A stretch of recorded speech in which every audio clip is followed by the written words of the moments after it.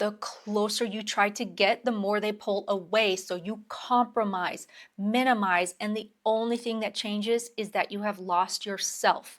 And I know how confusing that feels because you're not asking for anything extreme, just to feel like you matter. And somehow that's the exact thing that makes an avoidant partner disappear. So you push and try different approaches. They pull back, you overthink, try again. You are stuck in this loop. The avoidant is the priority, and it's on you to conform. Not so fast, my friend. You may think if you just love harder, be more patient, or say the right thing, your partner will finally open up. But what actually happens is the opposite. It's not just that avoidants are emotionally unavailable. There's a pattern happening underneath this, and if you don't see it, you'll keep repeating it. A lot of advice out there actually makes this worse. It tells you to pull back, ignore them, make them miss you, trigger their fear so they come running. And yes, that can work temporarily, but what it builds is anxiety and instability. It creates a relationship that only works when someone feels like they're losing you. That's not connection, that's manipulation. You don't grow from this, and neither do they. I know you want real connection, and that doesn't feel like a game. Truth doesn't make you question your worth, and it doesn't require you to lose yourself just to keep someone close. What's really happening is that when you're trying to get closer, you're coming from a very normal place. You miss them and you want to talk and you want to feel connected. But for them, it doesn't land that way. It doesn't feel warm or safe. It feels like pressure because underneath how they act, there's a completely different internal reality. For them, closeness doesn't feel safe. It feels overwhelming. Connection doesn't feel grounding. It feels like losing control. And love doesn't feel secure. It feels like something that they could fail at. So when you reach for them, they're not thinking, oh, this person cares about me. And they do the only thing they know how to do to feel safe. They pull away. But guess what? This is really about you. What your partner does is they activate something in you. When they pull away, do you start chasing? Do you feel some sort of panic, like you're about to lose something? Do you stop asking for what you need to give them a little reprieve? Maybe you tell yourself you'll come back to it later.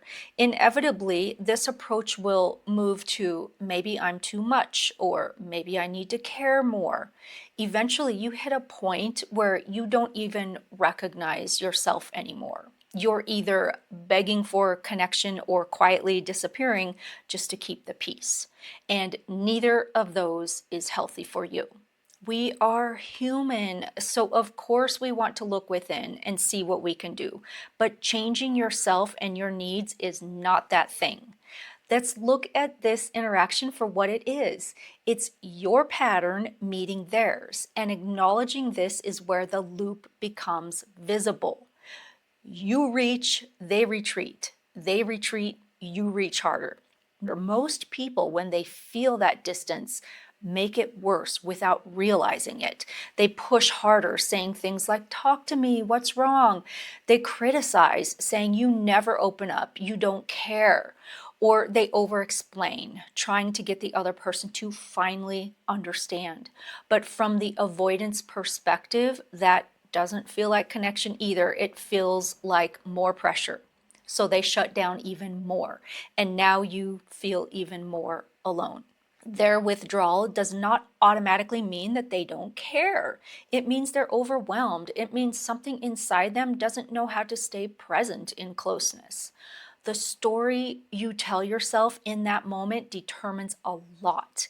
If your story is, they don't care about me, you'll react. You'll push, you'll chase, you'll try to force connection or walk away. But if your story becomes, they're overwhelmed and I need to stay grounded, now you have a choice. And this is where your power actually is.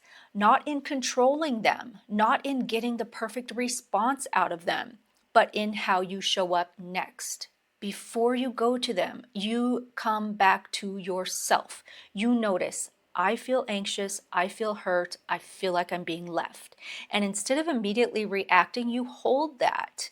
You steady yourself. Because if you go to someone carrying this energy with you, even if you have a calm demeanor and don't raise your voice or cry, you're not actually connecting. You're trying to escape how you feel. And that's when the dynamic repeats. So, having this different response of coming back to yourself isn't cold, careless, or distant. And it's definitely not playing games. This approach sounds like, I know you need space and this matters to me. Let's talk later. Or take your time, I'm here. And just leave it at that. But also don't forget and let it slide. Put a reminder in your calendar, in your phone if you need to. I know how easy it is to let it go after the fire has died down, because at the same time that you have responded without pressure, you don't disappear. You don't stop having desires. You don't pretend you're okay when you're not. You just choose the right moment when you're grounded. A way to be clear with your boundaries and what you are and are not willing to engage with would be saying something like this: I want something real with you, and I want consistency from this partnership. Be sure to know exactly what you mean by consistency, and please comment if this is something that really hits. I try to avoid I need statements, but if this is your default language, it's saying something more to you about your part in this dynamic. It's saying that you require your partner to fill holes in your incompleteness. This is not their job. Using I want is assertive and powerful. Ultimately, it's on you to work on yourself. If you feel like you were complete, then you wouldn't be reacting or feeling some type of way about avoidant behavior. It truly wouldn't be a thing for you. That's why it's paramount to do your own shadow work, to get rid of the thing within you that the avoidant activates. You may feel right now like, that's it, it's over. But let me shine some light of hope. When you change, most of the time, they change. And all you did was your own work. You may be glad to know that this whole push-pull dynamic and who is responsible for which part shows up in your dreams every single night. Carl Jung believed dreams show you what you're not seeing, your blind spots, your patterns, the parts of you that are out of balance. So your dreams aren't just showing you what's happening, they're showing you how and why you are in this pattern and what to do about it. So once you can see that, you can respond differently. Let me give you an example of how it shows up in dreams. One of my clients had a dream where they were trying to get into a house. The door was slightly open and they see their partner inside, but every time they would walk towards the door, it slowly started to close, so they can't quite get in.